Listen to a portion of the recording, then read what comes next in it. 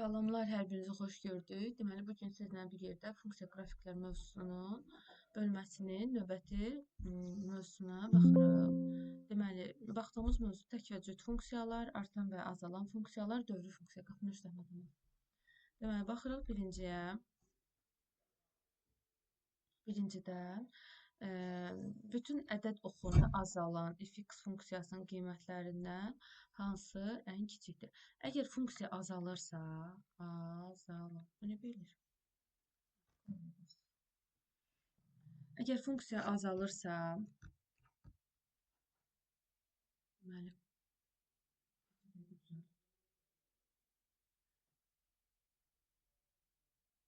əgər funksiya azalırsa, funksiya azalanırsa, deməli funksiyaya əgər bir kiçik qiymət qoysaq və funksiyaya böyük qiymət qoysaq, deməli qoyduğumuz qiymətlər kiçikdən böyüyə doğru getdikcə funksiyanın qiyməti isə azalacaq. Yəni kiçik qiymətdə böyük nəticə alacaq, böyük qiymətdə isə kiçik nəticə alacaq.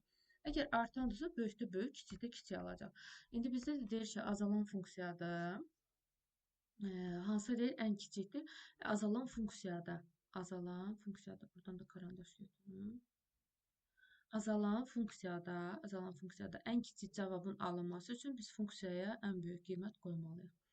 Artan funksiyada cavabın ən böyüyü alması üçün artanda böyükdə böyük alır da, problem yoxdur. Biz yenə funksiyaya ən böyük qiymət qoymalıyıq. İndi üçüncü sual, funksiya azalandır deyil bizə. Funksiyanın azalan olması üçün biz bundan qabaqki parabolaya, modula, məsələn, modul x-də azalan olması üçün qarşıda mənfi olmalı idi. Kök 6x-də azalan olması üçün qarşıda mənfi olmalı idi. Sonra x kvadratı parabolada azalan olması üçün, azalan olması deməyək, bu tam azalan deyil, üzü aşağı olurdu da, bunun da qarşısında mənfi olmalı idi. Deməli, bizdə a funksiyası artandır. B funksiyası artandır, F funksiyası artandır, S funksiyası artandır. Lakin bunun qarşısında mənfi olduğu üçün funksiya belə getmək əvəzinə, soldan sağa doğru yuxarı getmək əvəzinə aşağı gedir. Ona görə D variantı azalan funksiyadır. Artıq bilirik hansı azalandır. Azalan olan funksiya D variantıdır. X-in əmsalı mənfidir deyə funksiya soldan sağa doğru aşağıya gedir. Funksiyalardan hansı nə tək, nə də cüt funksiyadır. Funksiyanın tək olması üçün biz bunun mənfi qiymətini qoyub, bax, müsbət və mənfi qiymətini belə deyək də. Əgər fx funksiyasının fx1, fx funksiyası düşünək, standart bir qiymət, məsələn, 5 düşünək. Bunun yerinə 5 qoyanda bir a ədədi alırsa və mənfi 5 qoyanda bir mənfi a ədədi alırsa, bu tək funksiyadır. Əgər f bu həmən fx funksiyası x dəyişənin yerinə 5 qoyanda bir a ədədi alırsa və mənfi 5 qoyanda da həmən a ədədini alırsa, bu cüt funksiyadır. Yox, əgər biz dəyişənin yerinə 5 qoyanda a alırsa, mənfi 5 qoyanda başqa bir b ədədi alırsa, o zaman bu nə tək funksiyadır, nə də cüt funksiyadır. İndi biz baxırıq, yerinə 5 qoyanda, A variantında yerinə 5 qoyanda 5 alır, 5 aldı, belə deyək də. Y bərabərdir x. Yerinə 5 qoyanda 5 alır, mənfi 5 qoyanda da mənfi 5 alır. Neyini? Aldığı qiymətin əksini alır. Yəni A mənfi A kimi alır. Bu nə olur? Tək funksiya olur yuxarıda yazdığımız qayda. Deməli, tək funksiya oldu. Birinci funksiya təkdir. Bura baxaq. Məsələn, yerinə 5 qoyuram. 5 çıxılsın 1, 4, kvadratı verir 16. Mənfi 5 qoyanda mənfi 5, mənfi 1, mənfi 6, kvadratı verir 36. Tamam fərqli ədədlər aldığı üçün bizdə D variantı nə tək, nə də cüt funksiyadır. İndi E variantına bir dəfə 5, bir dəfə mənfi 5 qoysaz, eyni qiymətin özünü və əksini alacaq. Bu tək funksiyadır. B variantı cüt funksiyadır. Deməli, burada 5, mənfi 5 qoyanda bu da tək funksiya olacaq. Funksiyalardan hansı tək funksiyadır? A variantı cüt funksiyadır. Çünki 5 qoyanda da 25 alır. Mənfi 5 qoyanda da 25 alır. Bu cüt funksiyadır. D variantı 5 qoyanda 5 qoymayaq da kiçik qiymət qoyaq. 2 qoyanda 32 çıxaq, 1, 31 alır. Mənfi 2 qoyanda mənfi 33 alır. Tamam fərqli aldığı üçün nə təkdir, nə də cütdür. Bizə tək deyil. Burada Məsələn, 2 qoyaq. 2 qoyanda 2-nin kubu 8 plus 1 9 alır. Mənfi 2 qoyanda mənfi 8 plus 1 mənfi 7 alır. Ona görə B variantı nə təkdir, nə cütdür. B variantı da getdi. Eyni bayaq tək funksiya kimi dedik. Çünki mənfi üstədə cavab B variantıdır. Məsələn, yerinə mənfi 5 qoyun. Olacaq mənfi 5 vuraq 5, mənfi 25. 5 qoyanda olacaq 5 vurulsun 5. Bu da 25. Funksiyalardan hansı cüt funksiyadır deyir bizə. A variantı cüt funksiyadır. Niyə? Çünki müsbətə çevrilir. Biz 5 qoyanda cavabı 5 alırıq. Dəyişənin yerinə mənfi 5 qoyanda da cavab 5 alırıq. Yəni hər ikisində standart bir ədəd aldığımız üçün 7-də A cüt funksiyadır. Hansı ədəd oxunda azalandır?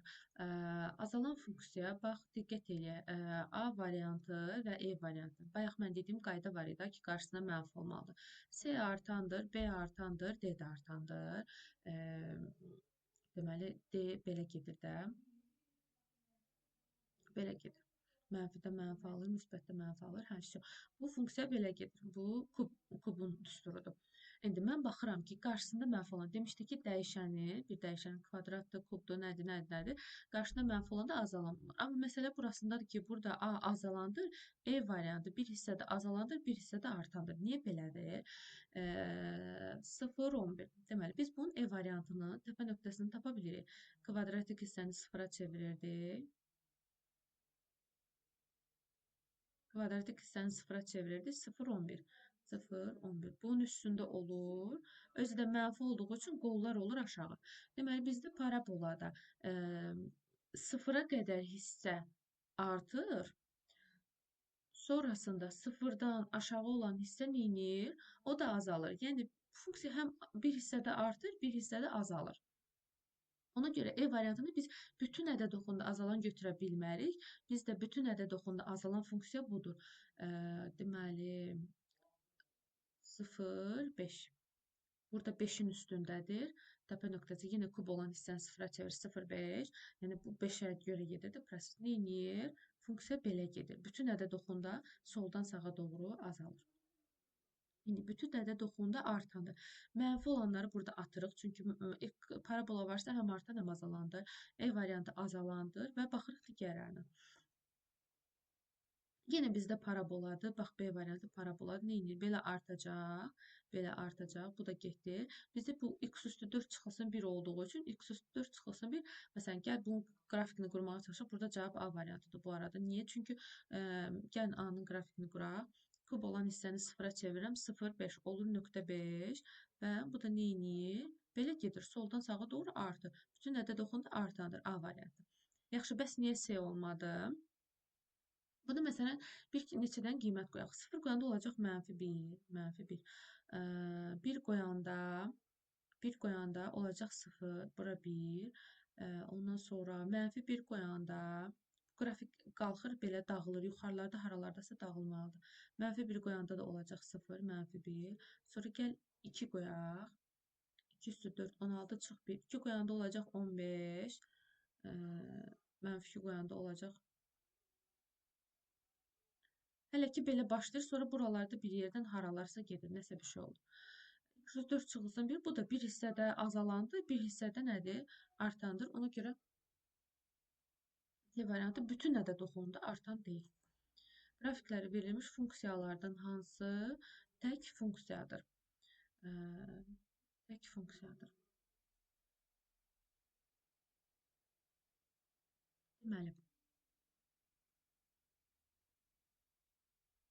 Deməli, biz qaydada var bu 10-cu sinifin əvvəllərində, 10-11-lərdə tək cüt funksiyalardan danışır. Deyir ki, cüt funksiya ordinat oxuna nəzərən simmetrik olur. Simmetrik. Tək funksiya isə koordinat başlanğıcına nəzərən simmetrik olur. Koordinat başlanğıcına nəzərən. Bizdə A variantı nə ordinata nəzərən simmetrik deyil, nə koordinata nəzərən simmetrik deyil. Ona görə bu nə təkdir, nə cütdür. B variantı nə ordinatı, nə ordinata görə nə simmetrikdir. Yəni bu tərəfdə yoxdur, nə də bu tərəfdə yoxdur. Ona görə bu da nə təkdir, nə cütdür. Yəni tək olan dedik koordinat başlanğıcına nəzərən simmetrik olmalıdır. Koordinat başlanğıcına nəzərən C variantıdır. Koordinat başlanğıcına nəzərən aşağı doğru da, yuxarı doğru da eyni qrafikdən var. Bu tək funksiyadır. E variantı isə cüt funksiyadır. Niyə? Ordinat oxuna nəzərən simmetrikdir. Yəni ordinat oxuna nəzərən bunu qatlayanda üst-üstə düşürsə, deməli bu cüt funksiyadır. 11-ci sualda biz bildik ki, cüt funksiya ordinat oxuna nəzərən simmetrikdir, yəni y oxuna nəzərən qatlayanda üst-üstə düşür. Tək funksiya isə koordinat mərkəzi deyək də. Koordinat mərkəzinə nəzərən simmetrikdir, koordinat başlanğıcı. Bizdə deyərsiniz ki, bayaq bunu seçmişdik, amma ordinat oxuna nəzərən qatlayanda üstə düşmür. A deyil. B variantı koordinat başlanğıcına nəzərən simmetrikdir. Yəni bu rübdə var, bu rübdə var. Belə deyək də, rüblərə görə birinci rübdə, üçüncü rübdə var eyni qrafikdə. Bu belə koordinat başlanğıcına nəzərən üst-üstə düşür. Burada cavab C variantıdır. Niyə? Ordinat oxuna nəzərən qatlayanda sol hissə ilə sağ hissə üst-üstə düşür. Olur cüt funksiya. D nə cütdür, nə təkdir. E nə cütdür, nə təkdir. Burada tək oldu.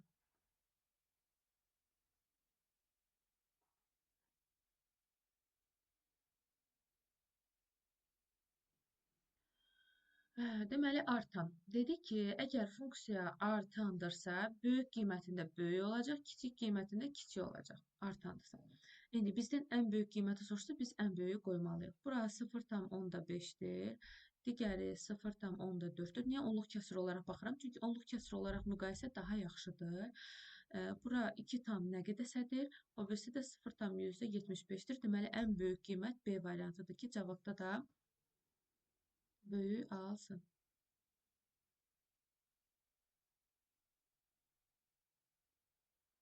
13.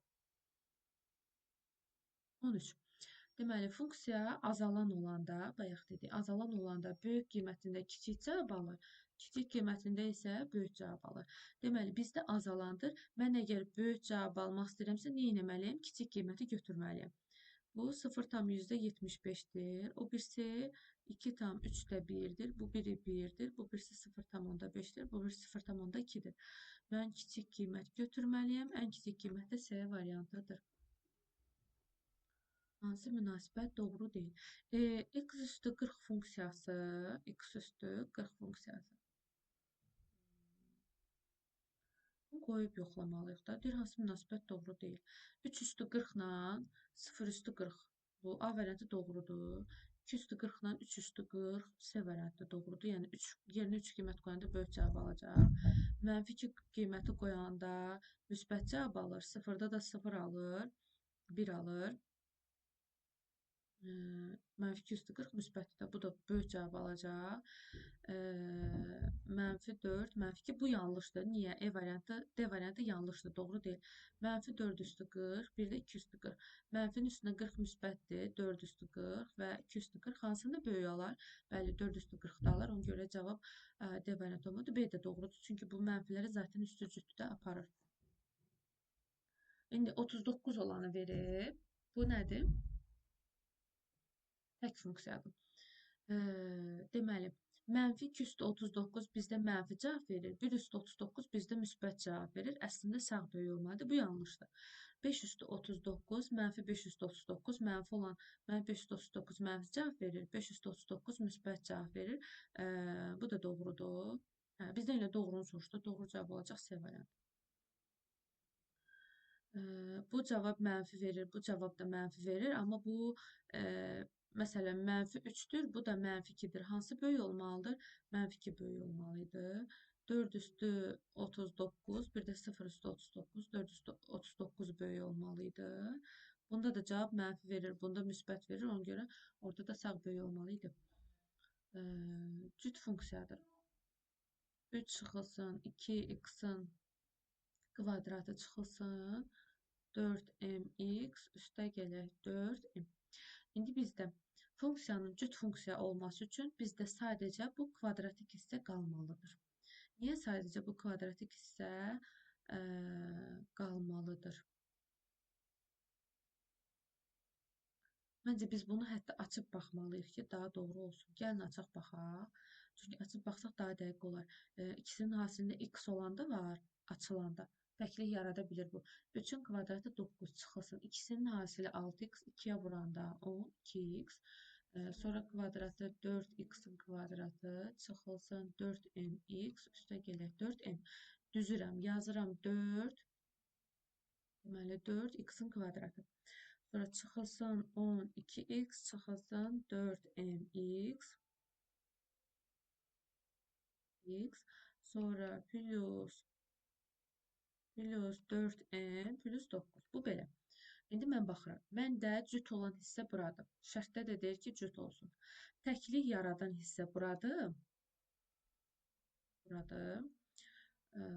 4n plus 9 qalmalıdırmı? Gəlin baxaq. Baxaq görək bu qalmalıdır yoxsa yox. Məsələn, belə bir şey düşünək. 4x kvadratı plus 8 düşünək. Mən x-in yerinə mənfi 2 qoyanda mənfi 1 qoyum da kiçik versiya olaraq. Bir dəfə də x-in yerinə 1 qoyum. Hər ikisində eyni qiymət alırsa, deməli cüt funksiyadır. Mənfi 1 qoyanda olur 12, 1 qoyanda da cavabı olur 12, deməli cüt funksiyadır. Deməli, burada sərbəst sərdin qalması bizim üçün heç bir problem yaratmır. Yəni cütlüyü təhlükəyə atmır. Amma bura cütlüyü təhlükəyə atır. Deməli, yəni bu hissə getməlidir. Yəni mənfi 12x çıxılsın 4mx sıfıra bərabər olmalıdır. O halda o da ola bilər ki, keçsin sağ tərəfə mənfi 12x bərabərdir 4mx. Bizdə deməli x-lər gedir. Bizdə x-lar gedir, getdi. M də bərabər olur mənfi 12 bölünsün 4. Yəni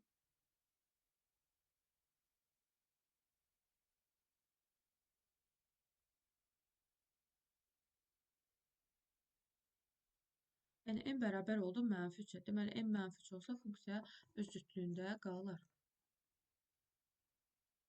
Baxırıq 17-ci suala. Yazaq.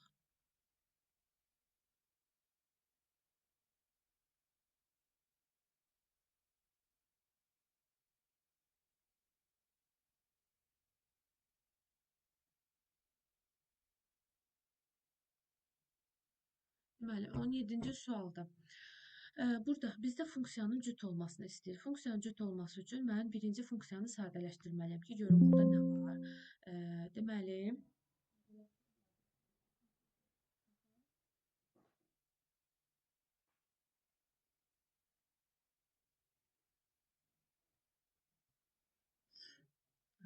sadələşdirib yazırıq. Açıram. 2-nin kvadratı verir 4. Çıxılsın. 2-sinin hasili 2x, 2 misli olur 4x.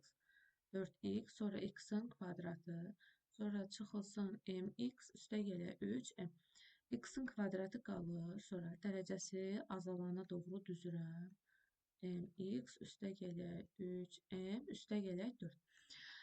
Biz dedik ki, funksiyanın cüt funksiya olması üçün mütləq x kvadratı qalmalıdır. Çünki yerinə mənfi qoyanda da mənfi verir, müsbət qoyanda da mənfi verir. Lakin bu təklik yaradan hissədir. Yəni cütlük həmişə təhlükə altına atır. Bu x tək funksiyadır deyə.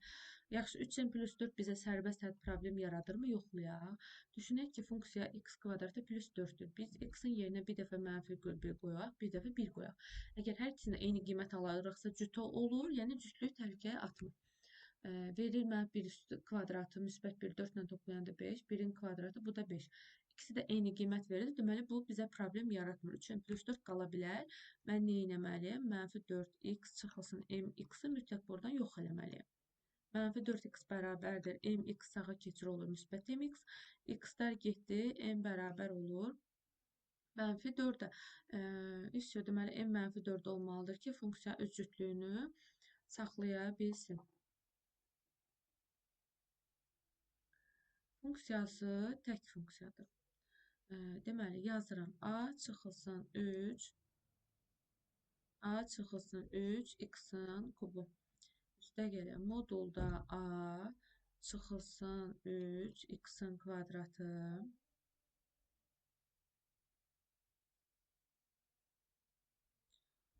Sonrasında biraz balaca yazdım.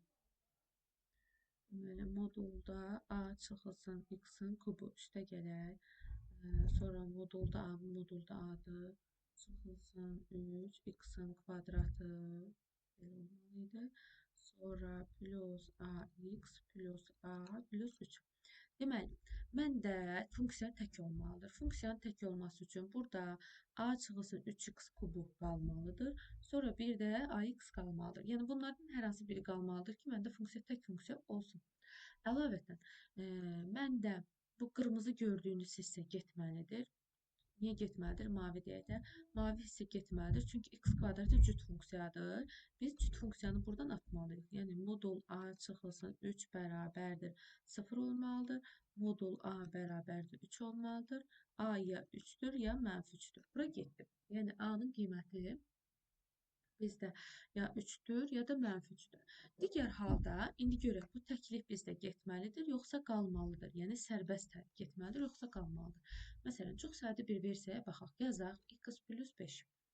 X-in yerinə bir dəfə -1 qoyaq, x-in yerinə bir dəfə 1 qoyaq. -1 qoyanda olur 4, 1 qoyanda olur 6. 4 və 6. Bu bizə 4 və 6. Əgər cavablar fərqli cavablar alınırsa, deməli nə tək funksiyadır, nə cüt funksiyadır. Deməli, sərbəst sədd bizdə problem yaradır. Biz buradan sərbəst səddi də yox eləməliyik ki, a-nın qiyməti olur burada -3. Deməli, hər ikisinin ortağı olan -3-ü götürməliyik ki, a -3 olmalıdır ki, həm bu cüt hissə getsin, həm a -3 olmalıdır ki, bu sərbəst hədd getsin. Deməli, a-nın qiyməti olacaq -3. Baxırıq 19-a. Funksiyası təkdir, 0 müsbət sonsuzluq aralığında artandır. Bərabərsizliyidir, həll edin. Bizim üçün. Deməli, funksiyası tək funksiyadır. Tək funksiya, yəni mənfi qoyanda mənfi alır, müsbət qoyanda müsbət alır. 0 müsbət sonsuzluq aralığında da artandır. Artan funksiyadırsa, məncə bizə problem yaratmaz. Bərabərsizliyi də həll edəndə biz baxmalıyıq. Deməli, funksiya tək funksiyadır. Tək funksiyadır, yəni mənfidə mənfi alır, müsbətdə müsbət alır. Gizlənə bilmir də. Mənfi qoyursansa cavabı mənfi alır, müsbət qoyursansa cavabı müsbət alır. 0 müsbət sonsuzluq aralığında artandır. Yəni funksiya artandır. Yəni mən bunun yerinə müsbət qiymətlər qoyanda artacaq. Əgər bizdə f(x) funksiyası böyük bərabərdir f(10)dursa, axı funksiya artan funksiyadır. Yəni mən bura f(x)in böyük olması üçün, mütləq x-a nə etməliyəm? Ondan böyük qiymətlər qoymalıyam ki, həqiqət artsın. Məsələn, mən bura 8 qoysam, axı artan funksiyadır, 0 müsbət sonsuzluqda. Yəni kiçik qiymət 0 müsbət sonsuzluq aralığında burada kiçik qiymət qoyanda kiçik alır, böyük qiymət qoyanda böyük alır. f(x)in böyük olması üçün, f(10)dan böyük olması üçün mən x-a 10-dan böyük qiymət qoymalıyam. Yəni x-in qiymətləri olmalıdır 10 müsbət sonsuzluq. İndi gəlin 20-yə baxaq. Funksiya tək funksiyadır. Yəni mənfidirsə mənfi alır, müsbətsə müsbət alır. 0 müsbət sonsuzluq aralığında azalandır. Bu azalandır o deməkdir ki, mənim f(x) funksiyam kiçik bərabərdir f(7) funksiyası. Mənim f(x)in kiçik olması üçün azalan funksiyadır. f(7) belə. Yəni bu tərəf böyükdür, bu tərəf kiçikdir. Amma məndə azalan funksiyadır deyə, azalan funksiyadır. Biz bilirik ki, azalanda kiçik almaq üçün böyük qoymalıyıq, böyük almaq üçün kiçik qoymalıyıq. Deməli, 7 kiçik dəyişən olmalıdır, amma x böyük dəyişən olmalıdır. Yəni x funksiyası əslində 7-dən böyük qiymət olmalıdır. Mən azalandı deyə mən f(x)a 7-dən böyük qiymət qoymalıyam ki, məsələn 28 qoymalıyam ki, əslində böyük qiymət qoyanda kiçik versin, kiçik 7 qiyməti qoyanda da bizdə böyük versin. İndi x 7-dən böyük qiymətlər olmalıdır. Burada da cavab olacaq E variantı, yəni 7 müsbət sonsuzluq. İndi davam edəcəm. Davam edirik 21-ci sualdan. Bizə deyir ki, f(x) funksiyası cütdür. f(x) funksiyası cüt funksiyadırsa, bu deməkdir ki, bizdə mənfi qoyanda da cavab müsbət alır. Müsbət qoyanda da cavab müsbət alır. Və 0 müsbət sonsuzluq aralığında azalandır. Yəni biz bunun mənfisini də, müsbətini də götürəcəyik. İndi baxaq. Yəni aldığımız cavabında belə deyək. Bizdə f(x) funksiyası kiçik bərabərdir f(6)dır. Və funksiya 0 müsbət sonsuzluğunda azalan olduğu üçün, yəni azalan funksiyadır, azalan olduğu üçün burada azalan funksiyadır deyə nəticə olaraq f(6) böyükdür, f(x) isə kiçikdir. Azalan funksiyadır deyə nəticənin kiçik alınması üçün x-a böyük qiymət qoymaq lazımdır. Nəticənin böyük alınması üçün dəyişənin yerinə kiçik qiymət qoymaq lazımdır. Deməli, əslində 6 x-dan kiçikdir. Yəni x 6-dan böyük olmalıdır ki, x-a 6-dan böyük qiymətlər qoymalıyam ki, mən x-a 6-dan böyük qiymətlər. Məsələn, 7 qoymalıyam ki, f7 f6-dan kiçik olsun azalan funksiyadır deyə. Azalanda böyükdə kiçik qiymət, kiçikdə böyük qiymət alır. X 6-dan böyükdür. Yəni bizdə 6 müsbət sonsuzluqdur. Amma funksiya cüt funksiyadır deyə bu şərt mənfi qiymətlərində də ödənir. Mənfi 6-dan mənfi sonsuzluğa şərti də ödəyəcək. Mənfi sonsuzluğa mənfi 6. Yəni bu aralıqda da qiymət qoyanda müsbət verir. Bu aralıqda da qiymət qoyanda müsbət verir və verdiyimiz bərabərsizliyi ödəyir. Baxırıq 22-ci suala.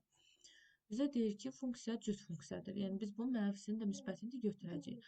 Ondan sonra funksiya artan funksiyadır. Artan funksiyada böyükdə böyük qiymət alır, kiçik qoyanda da kiçik qiymət alır.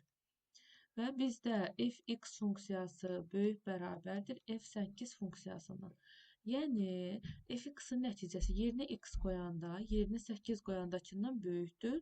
Deməli elə x də böyüyə də demiş ki, yəni artan funksiyadır, böyüksə böyük qoyub da. X böyük bərabərdir 8. Yəni bizdə olacaq 8-dən müsbət sonsuzluğa qədər. Cüt funksiya olduğu üçün biz bunun mənfi qiymətlərini də götürürük. Mənfi sonsuzluqdan da mənfi 8-ə qədər. Niyə? Çünki mənfi qoyanda da, müsbət qoyanda da hər iki halda eyni cavab alır. Yəni mənfi qoyanda da, müsbət qoyanda da hər iki halda f(x) f(8)dən böyük olmalıdır. Ona görə cavab olur. Baxırıq 23-cü suala. f(x) funksiyası bütün ədəd oxunda təyin olunmuş, kəsilməz və tək funksiyadır. Bu tək söhbəti bizə lazımdır. Biz bilirik ki, tək funksiyada mənfi x qoyanda a alırsa, x qoyanda da x qoyanda a alırsa, mənfi x qoyanda mənfi a almalıdır. Yəni əksini almalıdır. Ekstremum nöqtələri 1, 3, 5-dir. 1, 3, 5-dir. Yəni ekstremum nöqtələri 1, 3, 5, yəni qırılmalar orada başladı, qalxır, düşür, düşür, qalxır, qalxır, düşür, buralarda gedir. İndi bizdə deməli f1-də alır 7, bu maksimum nöqtədir. Sonra f3-də alır 4, sonra f5-də də alır 9, bu da maksimum nöqtədir. İndi mən nə edirəm? Belə bir qrafik çəkək.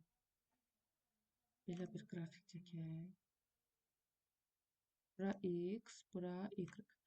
Nöqtələri quraq. Deməli, 1-də alıb 7, 1-də alıb 7. Birinci nöqtə burada. Sonrasında 3-də alıb 4, 3-də alıb 4. 4 olsun burada, 3-də alıb 4. Sonra 5-də də alıb 9. 9 da olsun burada. 5-də də alıb 9. Yəni qrafik gedir belə. Mən təxmini belə çəkmişəm də. İndi şey də ola bilər bu.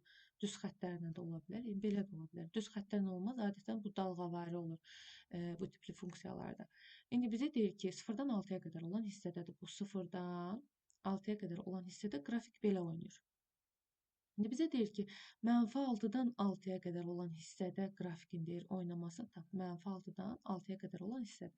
Məsələ burasındadır ki, təklik bizə burada lazımdır. Yəni, funksiya tək funksiyadırsa əgər, deməli bizdə f-1-də alacaq mənfi 7, sonra f-3-də alacaq mənfi 4 və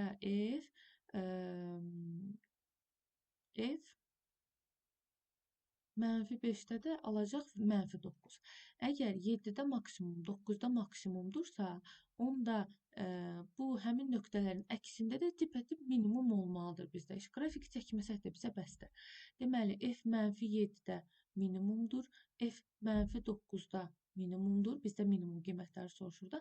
Əlavə olaraq, əgər f5-də 9 maksimum, f1-də 7 maksimumdursa, deməli bizdə f3-4-də minimum nöqtə sayılır.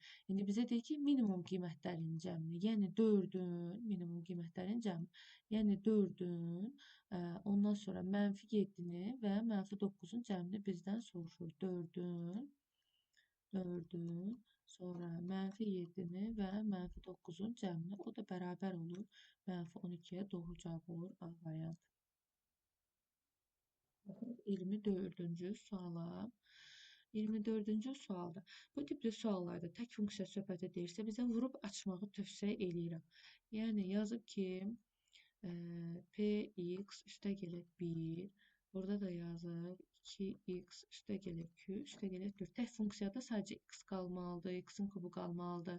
Tək funksiyada x-in kvadratı və sərbəst hədd qala bilməz. Bunu yuxarıda bir sualda izah eləmişdim. Tam videoya baxmanızı tövsiyə edirəm. Çünki məsələn x plus 5-ə baxın.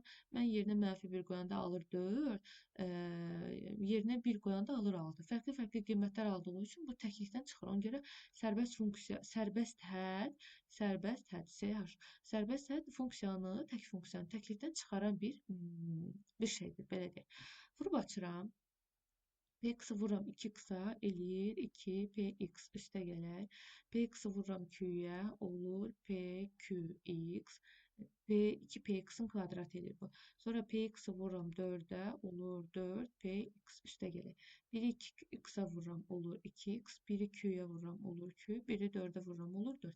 İndi biz dedik ki, tək funksiyada bizdə nə olmamalıdır? Bu cüt olmamalıdır və q plus 4 sərbəst hədd olmamalıdır. Tək də ola bilər, tək də ola bilər, tək də ola bilər.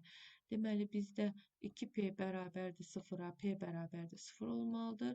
Q plus 4 bərabərdir 0-a, q bərabərdir -4 olmalıdır. Q -4, p də 0 olarsa, bizə deyir ki, p plus q plus p q-nü tap. Deməli, 0 üstə gəlir, -4 üstə gəlir, -4 vurulsun 0. Getdi. Cavab alınır -4. Yəni, açıb baxmaq lazımdır mütləq. Elə belə baxırsınızsa olmaz.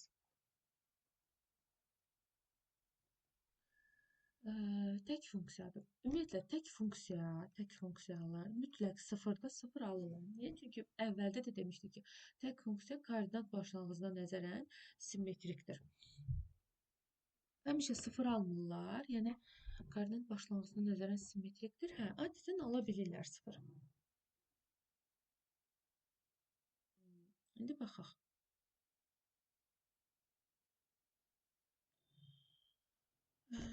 İndi baxaq. -3-də təyin olunmuş tək funksiyadır. Əgər bizdə də f2-də əgər 6 alıbsa, f-2-də -6 alacaq. Çünki tək funksiyadır. Yazıram 7 f0. Bura oldu 0, getdi. Qalır 4 vurulsun, 5 vurulsun. F2-də alır 6, yazıram 6, çıxılsın 4 vurulsun. F-2-də alır -6, yazıram -6. Bərabərdir. 4 vurulsun, 5-ə 6-ya vurub 30. -4-ü -6-ya vuranda olur 24. 30 ilə 24 toplayıram 54. 54-ü də 4-ə vuranda cavab eləyir 216.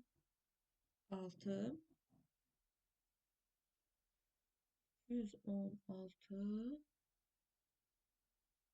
Cavab da eləyir 216.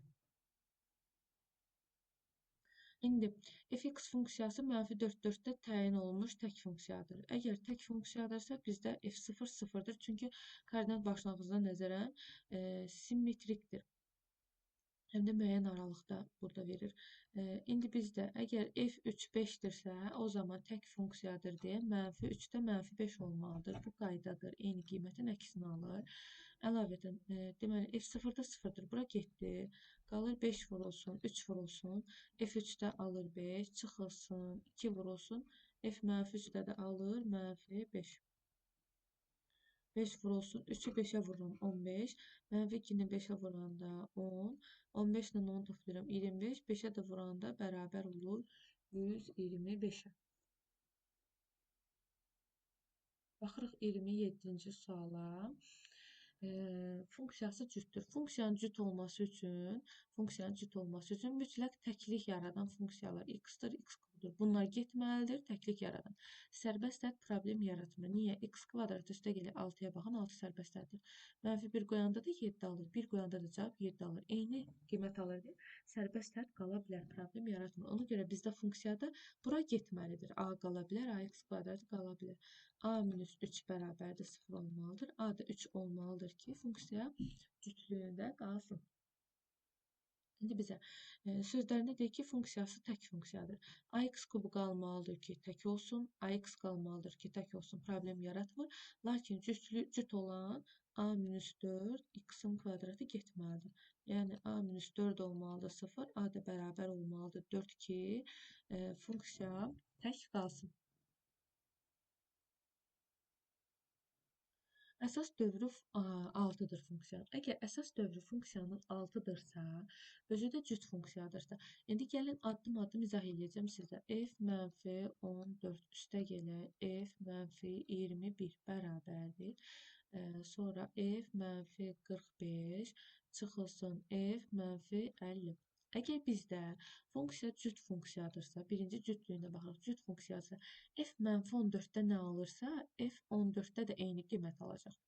F mənfi 1-də nə alırsa, f 21-də də eyni qiymət alacaq. Çünki demişdik ki, f x-la f mənfi x ikisi də eyni a ədədi alır, cüt funksiyadır. Burada indi mən əvəz edib f 45 yazaram, çünki eyni qiymət alır.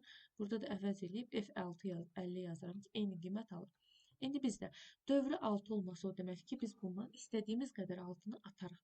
Yəni 14-dən bir dənə 6 ataram, qalar 8. Bir dənə də 6 ataram, qalar 2. Yəni mən istəsəm bunu F2 ilə əvəz eləyə bilərəm. Üstə gəlir. 21-dən 6 ataram, 10, 21-dən 6 atanda 15, 6 ataram 9, 6 ataram 3. Yəni olacaq burada da F3. Sonra 45-dən 7-dən 6 ataram 42. Bu da olacaq F3 çıxılsın. 50-dən də 8-dən 6 ataram 48. Bu da olacaq F2. İndi baxaq. Bizdə əgər F2-də 5 alırsa, mütləq F mənfi 2-də də 5 alacaq. F mənfi 3-də 6 alırsa, F3-də də 6 alacaq. Niyə? Çünki cüt funksiyadır. Mənfisində də, müsbətində də eyni qiymət alır. F2-də bizdə alır 5, yazıram 5 üstə gəlir. F3-də mənfi 3-dəki qiymət alır 6. F3-də mənfi 3-dəki qiymət alır 6. F2-də alır 5. Olur 11 bölünsün 1, cavab alır. İfadənin qiyməti bərabər olur 11-ə.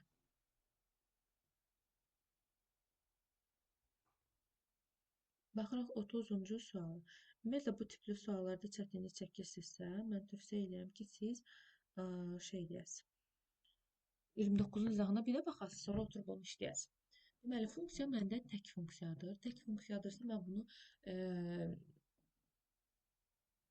baxın, hələ ki baxım deyəcəm.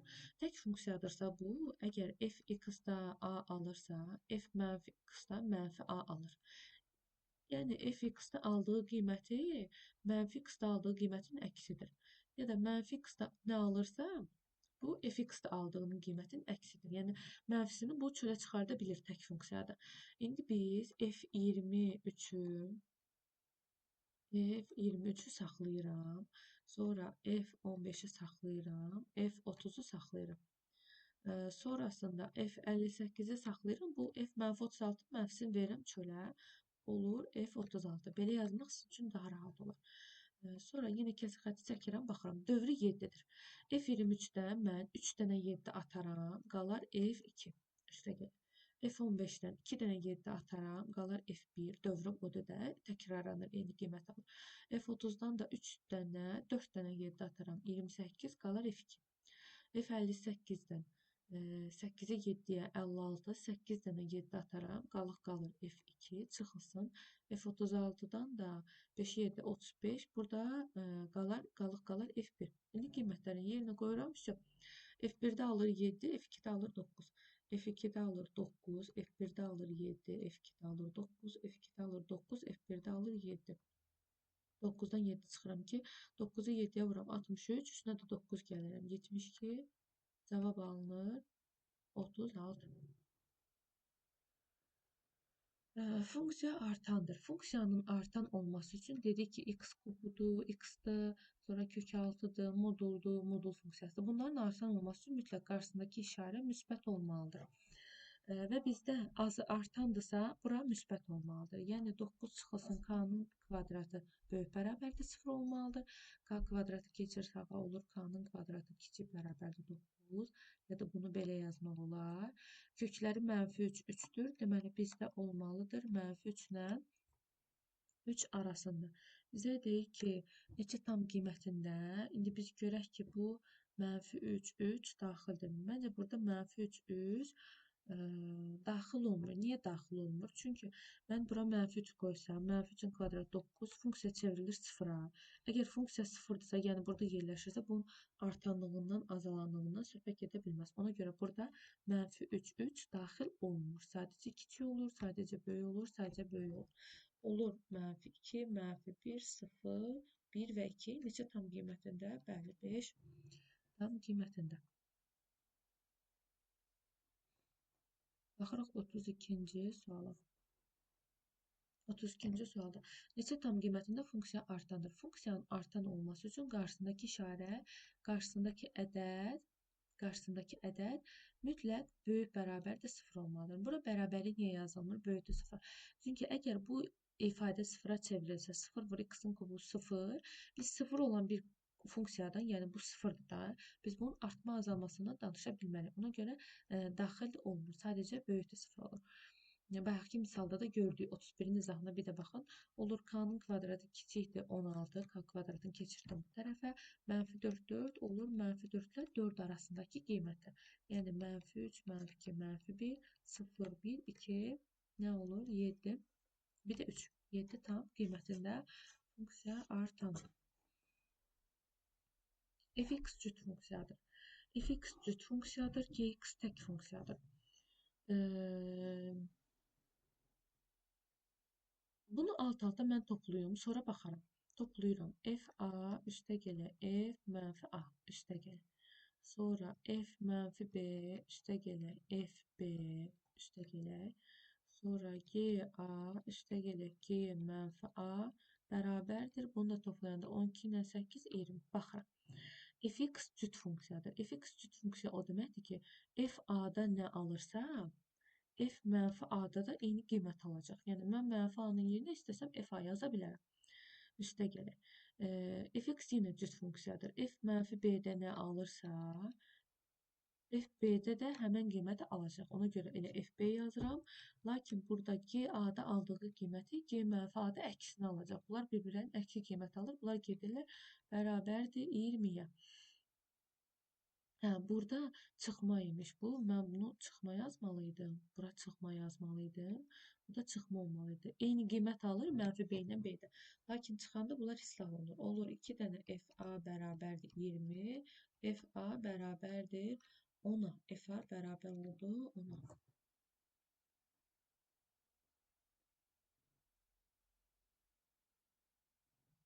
Baxırıq 35-ci suala. Fx bütün ədəd oxunda təyin olunmuş dövrü 3-ə bərabər olan funksiyadır. F1 4-dür. Cütlük təkliyindən söhbət getmir burada. İndi yazaq. 6 deməli F7 çıxılsın 5 F mənfi 2 bərabərdir. Biz bunu dövrü 3-ə bərabər olan bir şeyə çeviririk.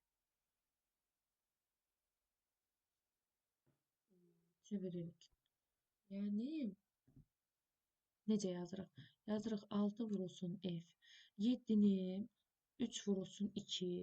Yəni bunun dövrü 3-dür. Üstə gələk 1 kimi yazırıq. Çıxılsın 5 F. Mənfi 2-ni də 1 çıxılsın dövrü 3-dür də, düzdür. Bunu da 1 çıxılsın 3 kimi yazırıq. 1 çıxılsın 3 kimi yazırıq.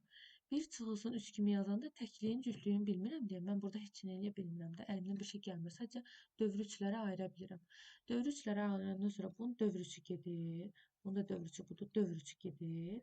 Görürsünüz, dövr üçü gedəndə qarşısındakı mənfi də gedir. Heç nəyə dəyişmir. Olur 6 vurulsun F1, çıxılsın 5 vurulsun F1. Əgər bunun qarşısında mənfi olsaydı qalacaqdı. Amma bizdə yazdığımız qarşısında mənfi yoxdur. Müsbət 3 dövrü ilə mənfi 3 dövrü eyni şeydir. Biz onları ata bilirik. Deməli, F1-də 4 alır 6 vur 4, F1-də 4 alır 5 vur 4, 24 çıx 20 ifadənin cavabı da bərabər olur 4-ə. 36-cı sualda 36-da çətinlik çəkənlər 35-ə də baxsınlar. Bunun dövrü 3-dür. F1-də alır 7. 4 vurulsun F10 çıxılsın 3 vurulsun F mənfi 5. İndi biz onu 3 3-ə bölünən bir ədəd kimi, yəni 9 plus 1 kimi yaza bilərik. -5-i də 3-ə bölünən bir ədəd kimi 1 çıxılsın 6 kimi yaza bilərik. Burada 3-ə bölünən hissəni atıb 4 vurulsun F1 yaza bilərik. Burada da 3-ə bölünən hissəni atıb, çünki bu dövrü 3-dür də, 2 dənə 3 dövrü fırlanır. 2 dəfə 3 dövr eləyir, sonra 1-ə gəlir çatır. Burada 3 dəfə 3 dövr eləyir, gəlir 1-ə çatır. Çıxılsın 3 vurulsun F1 yazarıq. Burada diqqət eləsəz 6 3 dövr getdiyi üçün mənfisi də onunla bərabər gedir, bizə lazım deyil. 4 vurulsun F1-də alır 7, F1-də 7 aldığını deyib, 3 F1-də alır 7, 28 çıxılsın 21, cavab yenə verir, dövr olur. Yəni ifadənin qiyməti bərabər olur 7-yə. Funksiya azalandır. Biz dedik ki, kök altında kx funksiyası, kök altı funksiyanın azalan olması üçün qarşısındakı işarə mənfi olmalıdır. Ədəd mənfi ədəd olmalıdır. Yəni k kvadratı çıxılsın 25 kiçikdir 0 olmalıdır. Biz bura bərabərdir qoya bilmərik. Çünki bərabərdir qoyarsa ifadə sıfıra gedir və biz bunun artma azalmasından söhbət edə bilmərik. Ona görə sadəcə kiçikdir 0 qoyuruq. K-nın kvadratı olur kiçikdir 25, kökləri -5-dir, olur -5 ilə 5 arasında. Lakin burada bir dənə məsələ var. Nədir o məsələ? Biz burada kx olduğu üçün kök altında biz bura -5, -4, -3, -2, -1 qoya bilmirik. Çünki kök altında mənfi olmaz.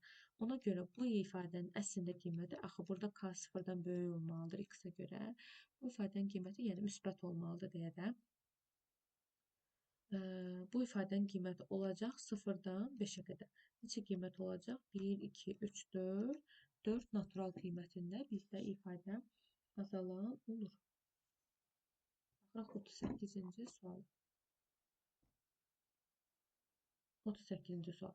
Funksiya azalandır. Funksiyanın azalan olması üçün qarşısındakı ifadə kiçikdir 0 olmalıdır. K kvadratı çıxılsın 36 kiçikdir 0. Niyə bərabərlik olmur? Çünki bərabərlik olsa bizdə funksiya 0-a çevrilir ümumidə. 6 olsa 0-a olsa, əgər qarşısındakı işarə 0 olur, biz bunun artma azalmasına söhbət eləyə bilmərik. Ona görə bərabər eləmirik. Kiçikdir 36, kökləri olur -6 ilə 6, yəni -6 ilə 6 arasında qiymətdir. Lakin bura kök altında x olduğu üçün, yəni müsbət ədəd qoymalıyıq deyə, biz burada k-nın yerinə mənfi qiymətlər qoya bilmirik. Bizdə olur 0-dan 6-ya qədər. Və yaxud da qoysaq belə, burada məcburdur da x-da mənfi olmağa, x-in mənfi qiymətlərində təyin edirik. İndi hələ ki x haqqında danışa bilmirik deyə k-nı müsbət götürürük. Yəni götürməsəydi bizdən zaten natural qiymətlərini soruşur. Olur 1, 2, 3, 4, 5, yəni 5 natural qiymətində. Əsas dövrü 7-yə bərabər olmuş, təyin olunmuş tək funksiyadır. Tək funksiyadırsa biz diqqət eləyəcəyik nəyə? 2 vurulsun, F11-i saxlayıram, çıxılsın. Ondan sonra F14 saxlayıram, F14 və F-4-də tək funksiyada mənfisini çölə verə bilir. Olur F4, üstə gəlib 5. Amma cüt funksiyada mənfini içəridə mənfi edir. Əlavətən bərabərdir. Bunun əsas dövrü bizə niyə verib? Əsas dövrü, yəni belə deyək də, nə üçün yazıb? Nə üçün yazıb? Heç burada -4-ü saxlamaq da olardı içəridə. Niyəsini deyəcəm. Əsas dövrü bir dənə buna görə yazıb. Biz bunu 2 vurulsun 7 kimi yazırıq. Tək funksiya elədir ki, koordinat başlanğıcında nəzərən simmetriya olduğu üçün 7 dövr eləyəndən sonra yenə 0-a qayıdır. 7 dövr eləyəndən sonra yenə nə edir bu? 0-a gəlir, qayıdır. Bizdə 0-a qayıdır. Ona görə əgər əsas dövrü 7-dirsə, biz dövrün hasili kimi yaza bilirik ki, həmin ədədi. Onda bizdə bura 0 verəcək, getdi. 2 vurulsun F11-i 7 plus 4 kimi yazıram. 11-i 7 plus 4 kimi yazıram.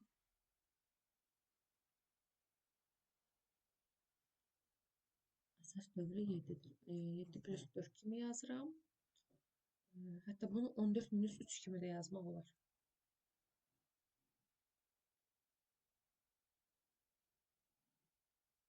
On 14 minus 3 yazsaq daha yaxşı olar. Qoy sadə versiya olsun deyə belə yazım. Hətta bunun mənfisini də çölə verim. Mənfisini də çölə verim. Olsun mənfi. Bunu da 7 çıxaq 3 kimi yazım. 7 çıxaq 3 kimi yazdım. Üstə gəlib 5 bərabərdir. Sonra 2, burada qalır F4. 7 dövr atdım. Burada da 7 dövr atdım. Qalır mənfi F, mənfi 3.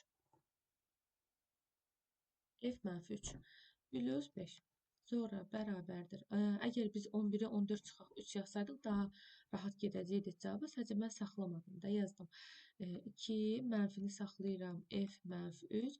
4-ü də 7 çıxılsın 3 kimi yazıram. 4-ü 7 çıxaq 3 kimi yazıram. Yenə bu 7 dövrün atanda məndə qalır F mənfi 3. Aşağıda da qalıb F mənfi 3. Deməli, F mənfi 3-lər ixtisar getdi. Üstə gəlib 5. Qalır mənfi 2 üstə gəlib 5. İfadənin qiyməti bərabər olur 3-ə. Baxırıq 40-cı suala. Dövrü 9-a bərabər olan tək funksiyadır. İstəsək, tək funksiyadır deyə fx f mənfi x-a bərabər eləyə bilərik. O şərtdən ki, mənfisini çölə çıxarsın tək funksiyadır. İndi mən 2 f14-ü saxlayıram. Çıxılsın. f18-i saxlayıram. Aşağıda da f mənfisini çölə verirəm. f5-i saxlayıram. F5-i saxlayıram. Plus 8. Dövrü funksiyalar elədi ki, dövr edir, gəlir həmən nöqtəyə qayıdır. Dövr edir, gəlir həmən nöqtəyə qayıdır. Qayıdır həmən nöqtəyə, düzdür. Həmin nöqtəyə qayıdandan sonra özü də tək funksiyadır deyə biz 18-i 2 vuraq 9 kimi yazırıq. Yəni dövrün hasili kimi yazırıq. Bura olur 0. Tək dövrü funksiyalar da 0-a çevrilir. Oldu 0. 2 vurulsun. F14-ü mən 9 plus 5-in cəmi kimi yazıram. Çünki dövrüm 9-dur. Mənfi, bu da F5 plus 8 bərabərdir. 9 dövrün atdım. Atandan sonra yuxarıda da F5 var. Aşağıda da F5 var. Həmən bu F5-lər ixtisar gedir. Qalır bizdə mənfi 2, üstə gəlir 8. Bu da bərabərdir 6-ya. Bərabərdir 6-ya. Yəni nəticə də bizdə 6 olur. Baxırıq 41-ci suala. Tək funksiyadır. F mənfi 2 4-ə bərabərdir. Fx tək funksiyadır. Bizdən G2-ni soruşur. Gəlin G2-ni tapmaq üçün x-in yerinə 2 qoyaq. Olacaq. Deməli 3 vurulsun 2-nin kubu üstə gələ. Burada yazıram F2. 2F2. Bizdə də F tək funksiyadır deyə F mənfi 2 də 4 alırsa F2-də də yox. Tək funksiyadır. F mənfi 2-də 4 alırsa, F2-də mənfi 4 alacaq. Bir-birinin əksi qiymətlər alınır. Yəni, dəyişənlər əksi olursa, nəticə də bir-birinin əksi olur. Deməli, F2-də mənfi 4 alır. 2-nin kubu 8, 3-ə vuranda 24, üstə gəlir 2 vurulsun. F mənfi 2-də də alır mənfi 4. 24 çıxaq 8, bu da bərabər olur 16. Deməli, G2-də nə alırmış? Bəli, 16 alırmış.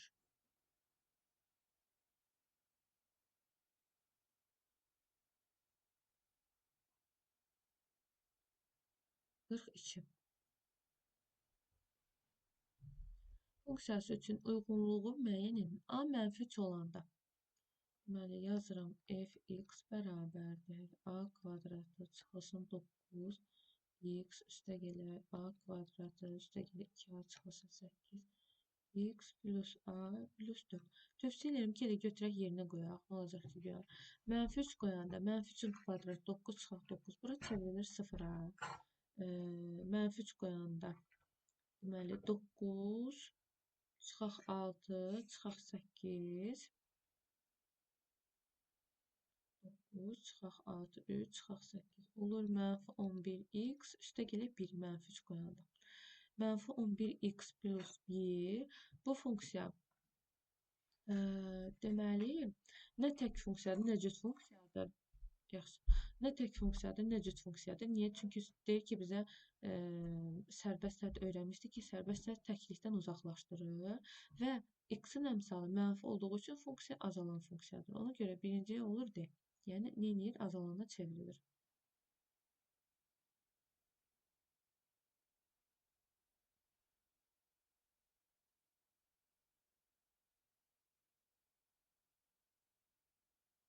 Sonra baxırıq digərinə.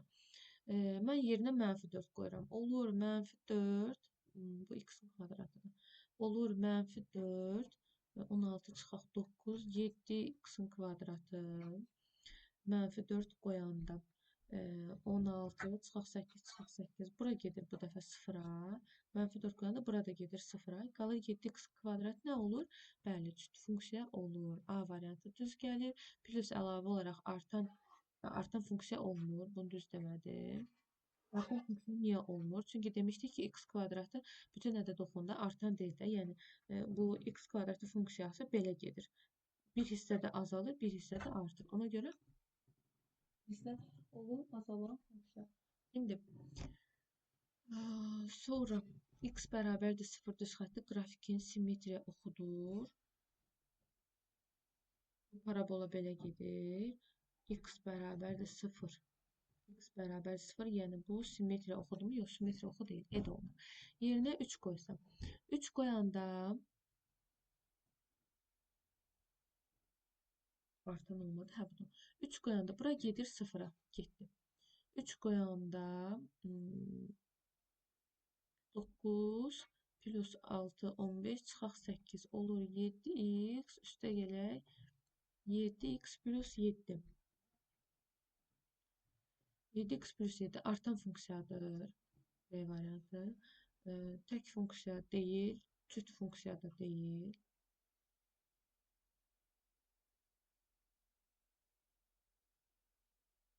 Nə təkdir, nə də cütdür. Çünki ola bilər, bəlkə olsun. Olmur məncə. Nə tək, nə də cüt funksiya deyil. Amma məsələn 1 qoyanda alır 14 buradan.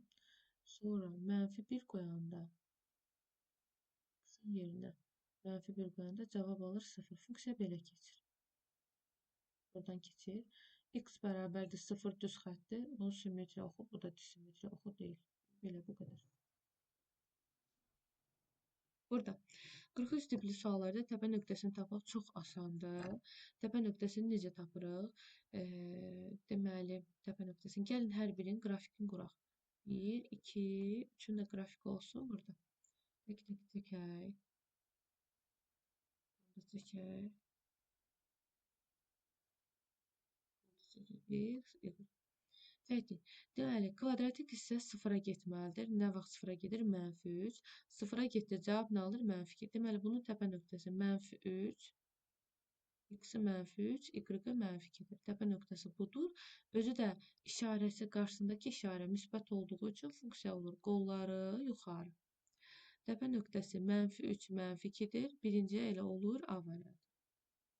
Sonra arxasıca bizdə diqqət eləyirsiniz. Mənfi 3 əsas götürülür. Mənfi sonsuzluqda mənfi 3 azalır. Mənfi 3-dən müsbət sonsuzluğa artır. Mənfi 3-dən müsbət sonsuzluğa artır. O qırqoxumuz 0 mənfi 7-də kəsər. Görə hansında 0 qoyanda mənfi 7 verir? Hə, bax, elə A variantında 0 qoyanda mənfi 7 verir. 0 qoysam əgər, 0 getdi, x-in yerinə 0 qoysam, olur, hə, yox, mənfi 7 kəsmir. Çünki kvadrat 9 çıx 7 kəsmir. Bir dənə bundan yekunlaşdım. Digərinə baxıram. Kvadratik hissə 0 olmalıdır. Nə vaxt 0 olur? X-in yerinə 3 qoysam, bura gedir 0-a. Deməli, x-i 3, cavab nə alır? Mənfi 2. Təpə nöqtəsi 3 mənfi 2-dir.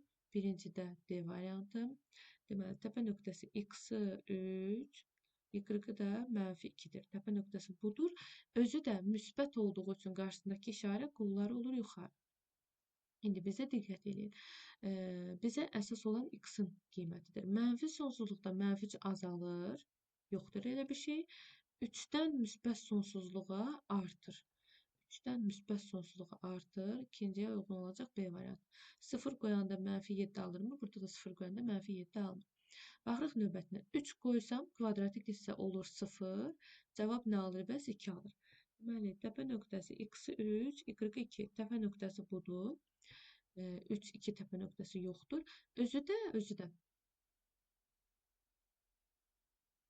də qarşısında mənfi işarəsi olduğu üçün qolları bunun aşağıdır. Qarşısında mənfi olduğu üçün nədir? Bəli, qolları aşağıdır. Qolları aşağıdır. İndi diqqət edin. Bizim üçün yenə əsas olan buradakı 3-dür. Mənfi sonsuzluqdan 3-ə artır, 3-dən müsbət sonsuzluğa azalır. Ona görə 3-dən müsbət sonsuzluğa azalır burada. Yaxşı, 0 qoyanda mənfi 7 verir. Bura getdi. Mənfi 3-ün kvadratı 9, mənfi 9, 2. Bu da mənfi 7 verir. Deməli, həm də E variantı uyğun olur bura. Baxırıq 44-cü suala. 44-cü sualda. Yenə yerinə qoyuruq ki, bu 43 42-dəki kimidir deyəsən, baxın. 42-dəki kimidir. Tövsiyə edirəm ki, 42-nin izahına baxın. Sonra təzədən qayıdın 44-ə baxın. Yerinə -4 qoyuram. -4 qoyanda bu hissə gedir sıfıra. -4 qoyanda -4 olur, -7 olur, müsbət 7x qarşısında da mənfisi var. -4 qoyanda 16 üstə gələk 4, 20 çıxaq 12, 8 olur, plus 8. Belə olur deyəsən. 7x plus 8 bu tipli funksiyalar nə tək funksiyadır, nə cüt funksiyadır. Tək deyil, cüt deyil. Plus x-in əmsalı müsbət olduğu üçün funksiya artan funksiyadır. Ona görə birinciyə uyğun olur B variantı. X bərabərdir bir düz xətti qrafikin simmetriya hədi nə cüt, nə tək funksiyadır. E də uyğun olur bura. Sonra baxırıq növbətinə. Gəlin.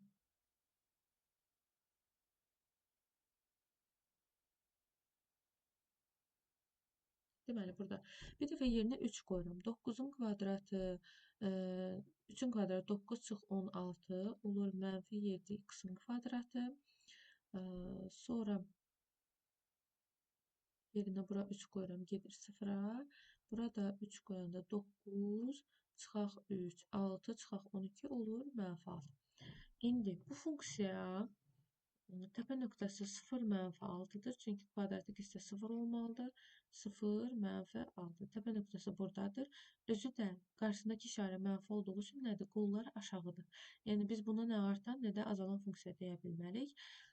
İndi baxaq görək cüt funksiyadırmı? X-in yerinə -1 qoyanda da -13 alır. 1 qoyanda da -13 alır. Hər ikisinin eyni qiymət aldığı üçün bu cüt funksiyadır. Deməli, ikinciyə uyğun oldu A. X bərabərdir bir düz xətti. Qrafikin simmetriya oxudu. Xeyr, simmetriya oxu deyil. Baxıram indi sonrakına.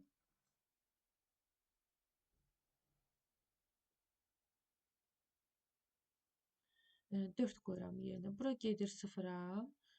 Sonra 4, 16. Bu da gedir sıfıra. Qalır bir dənə bu hissə. 4 çıxılsın 3, 1 olur. -x. -x oldu. Bu deməkdir ki, həmin funksiya tək funksiyadır. Üçüncüsü. Baxaq bir dənə -x funksiyasına. 0 qoyanda 0 alır. Özü də azalan funksiyadır. Funksiya belə keçir. Və biz burada da x bərabərdir 1-ə, bu 1-dir də, düzdür. X bərabərdir 1-ə simmetriya oxu deyə bilmərik. 1b-yi 2a, 3c.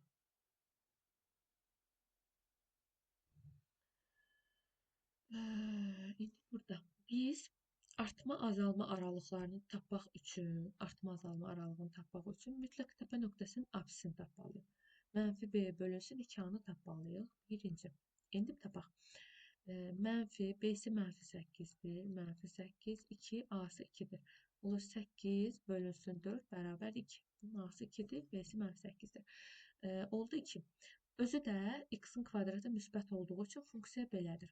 Yəni x-i 2-də funksiya buralarda bir yerdədir. Bu deməkdir ki, bizdə funksiya mənfi sonsuzluqdan 2-yə doğru azalır, 2-dən müsbət sonsuzluğa doğru artır. 2-dən müsbət sonsuzluğa doğru artır olacaq o A variantı, mənfi sonsuzluqdan 2-yə doğru azalır olacaq C variantı. A8-i düz gəldi. Sonra baxırıq digərinə. Bizdə burada birisi də apsisini kəsir. Çünki 0, bir də 5 kökləridir. İkincidə 0, 5 kökləridir. Lakin biz təpə nöqtəsini tapmalıyıq. Deməli, x0 -b bölünsün 2a-dır. Mənfi, bizdə b-si 5-dir, yazıram 5, 2, a-sı da -1-dir, əmsalı -1-dir, yazıram 1, olur, müsbət 2,5. Bu o deməkdir ki, x-i 2,5-dir, 2,5-dir. Özü də qollar aşağıdır, buralarda bir yerdədir. Bu o deməkdir ki, mənfi sonsuzluqdan 2,5-ə doğru, mənfi sonsuzluqdan 2,5-ə doğru artır. B variantı 2,5-dən müsbət sonsuzluğa doğru azalır. Qrafikin qolları düşür aşağı. Bu belə.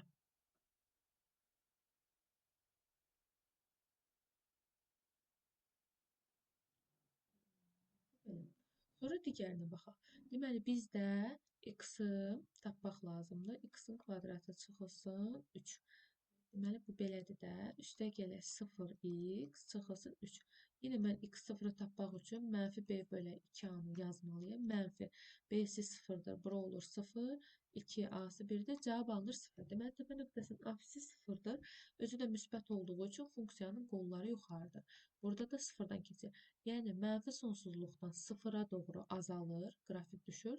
0-dan, bu 0-dan müsbət sonsuzluğa doğru qrafik artır. 0-dan müsbət sonsuzluğa doğru qrafik artır.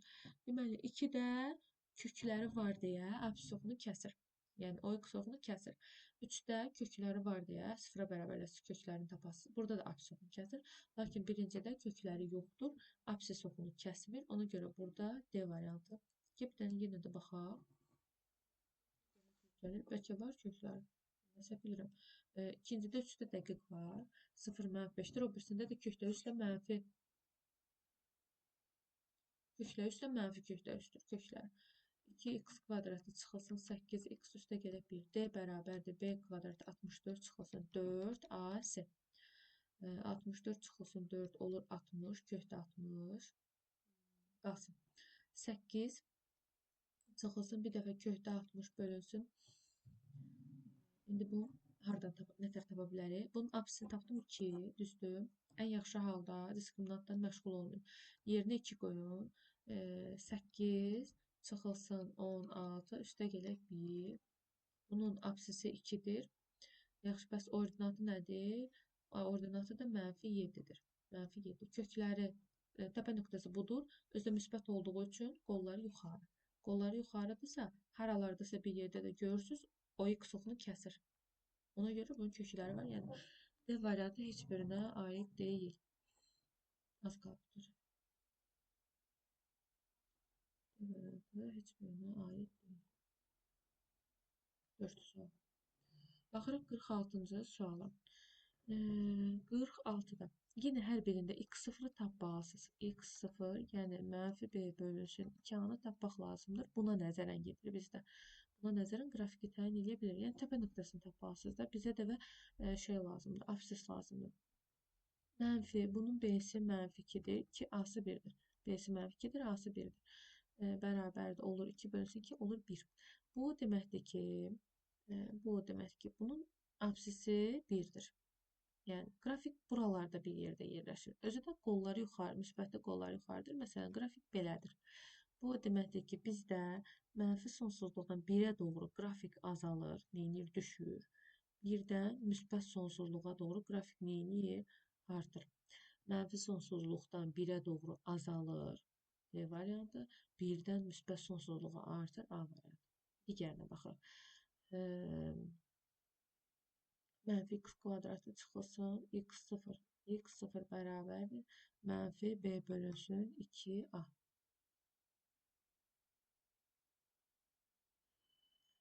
Mənfi b bölünsün 2a.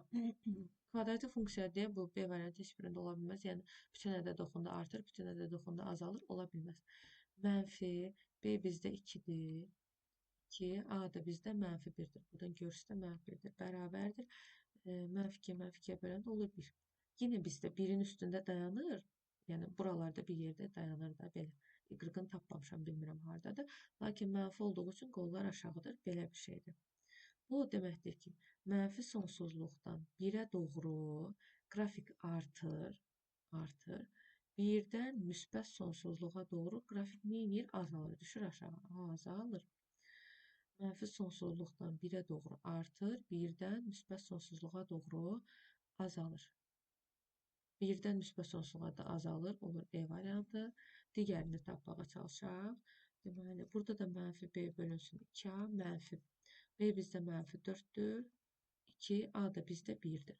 Olur 4 bölünsün 1, olur 2. Özü də nədir? Qolları deyin görüm necədir? Qolları yuxarıdır. Mən tapdım, bunu 2 tapdım. X kvadratının əmsalı müsbətdir. Ona görə qollar yuxarıdır. Yəni, baxın, mənfi sonsuzluqdan 2-yə doğru azalır, qrafik düşür.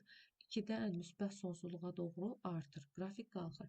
Mənfi sonsuzluqdan 2-yə doğru azalır. Elə orada olur S variantı. 47-ci suala.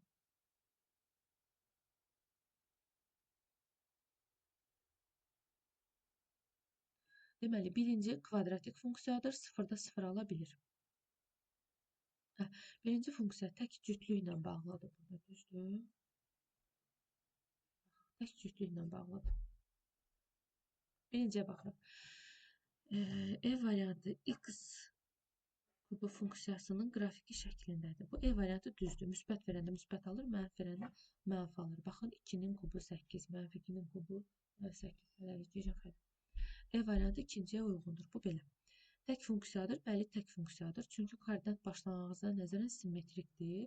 X kubu tək funksiyadır. E variantı. Daha da bura. Sonra y bərabərdir x kvadratı funksiyasının qrafiki şəklindədir. Bu birinciyə uyğundur. 2 qoyanda 4 alır. Mənfi 2 qoyanda yenə 4 alır. Cüt funksiyanın qrafikidir. Bəli, x kvadratın funksiyası cüt funksiyanın qrafikidir. C də bura. D variantı da bura aid olacaq. Çünki nə tək, nə də cüt funksiyadır. Tək funksiya olması üçün aşağıda bir uyğun olmalıdır. Koordinat başlanğıcına nəzərən, koordinat mərkəzinə nəzərən simmetrik olmalıdır. Cüt funksiya olması üçün ordinata nəzərən simmetrik olmalıdır, eynisi olmalıdır. Ya belə olmalıdır, ya belə olmalıdır. Ya heç biri deyil də. Biri bundandır. Bir tərəfi kvadratik hissənin yarısıdır. Bir tərəfi də xətti funksiyadır. Ona görə bu funksiya nə tək, nə də cüt funksiyadır. Baxırıq digərinə.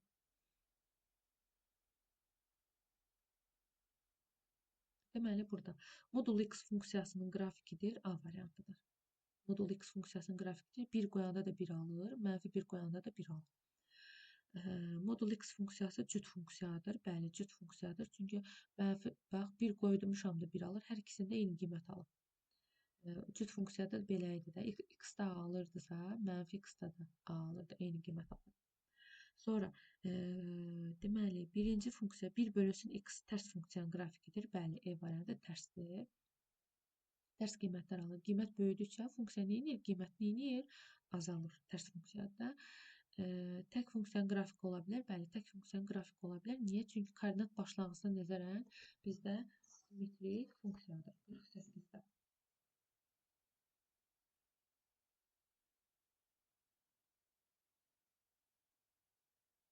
Sonra arxa hissə baxıram, nə tək, nə də cüt funksiyadır. Bu da budur. Niyə? Tək cüt funksiya olması üçün bunun ya belə eynisi olmalıdır, ya da belə eynisi olmalıdır. Tək funksiya olması üçün rəngin dəyişimi qırmızını göstərir. Tək funksiya olması üçün burada belə eynisi olmalıydı, ya da bu tərəfdə belə eynisi olmalıydı. Ona görə üçüncüdə nə tək, nə də cüt funksiya olur. Qaldı 49-50. Baxırıq 49-cu suala. Birinci, kvadratik funksiya dedik ki, ya artandır, ya azalandır. Yəni, müəyyən bir hissədə artandır, müəyyən bir hissədə azalandır. İkinciyə baxaq. Qarşısında mənfisi olduğu üçün funksiya azalan funksiyadır. C variantı. F(x) funksiyasının qrafiki ordinat oxuna nəzərən simmetrikdir, düz deyil. Niyə düz deyil? X kvadratı cüt funksiyadır. Cüt funksiyada həmişə ordinat oxuna nəzərən simmetrik olur. Birincidir. Bax, cüt funksiyanın qrafiki belədir. X kvadratının qrafiki. Bu da ordinat oxuna nəzərən qatlayanda üst-üstə düşür. Sonra x kubu. Fx kubu funksiyası, kub funksiyası belədir. Qalının göstərdiyi. X kubudur da neyinir? Qarşısında müsbət olduğu üçün bu da artan funksiyadır. Bura A. 1, 0 nöqtəsindən keçir. Deyir ki, 1, 0 nöqtəsindən keçir. Yəni, deyir ki, x-in yerinə 1 qoyanda gör cavabı 0 alırsan. X-in yerinə 1 qoyanda cavabı 0 alıram. Ona görə B variantı da bura aiddir. 0, 2 nöqtəsindən keçir. Yerinə 0 qoyanda 2 alınmalıdır. İkincidə alınır, burada da alınır, burada da alınır. E variantı heç birinə aid deyil. Baxırıq 50-ci sonuncu suala ətraflı yazılı cavab tələb edən tapşırıqlar. Deməli, fx gx cüt funksiyadır. Fx gx cüt funksiyadır. Yazaq. F mənfi 5 3-dür. G mənfi 7 8-dir. Bunlar ikisi cüt olduğu üçün bizdə F 5-də də 3 alacaq. G 7-də də 8 alacaq. Çünki cüt funksiyadır. Tək funksiyada bir-birinin əksi qiymətlər alır. İndi P 4-də 3 alır. 3 alır. Q mənfi 2-də də mənfi 3 alır. Bunlar tək funksiya olduğu üçün Bx, Gx tək funksiyadır. Qx. P mənfi 4-də mənfi 3 alacaq. Bir-birinin əksi qiyməti. Q2-də də 3 alacaq. Yəni, işarələri dəyişdikcə, dəyişənin işarəsi dəyişdikcə nəticə də dəyişir bizdə. İndi baxırıq. Mən köçürmürəm, siz köçürərsiniz. F5-də alır 3. Yazıram 3. Sonra G7-də vurulsun. G7-də alır 8. Yazıram 8. Üstə gələk. P -4-də alır -3. -3. Q2-də də alır 3. Bərabər 3, 8-ə 24 çıx 3, 21 bölə 3 bərabər oldu ifadənin qiyməti 7. Hər şey belə qaydaya uyğun detallı yazsaq, ümumiyyətlə tək cüt, artan, azalma funksiya ən asan mövzulardan biridir. Belə hələlik sağ olun, növbəti izahlarda görüşənədək.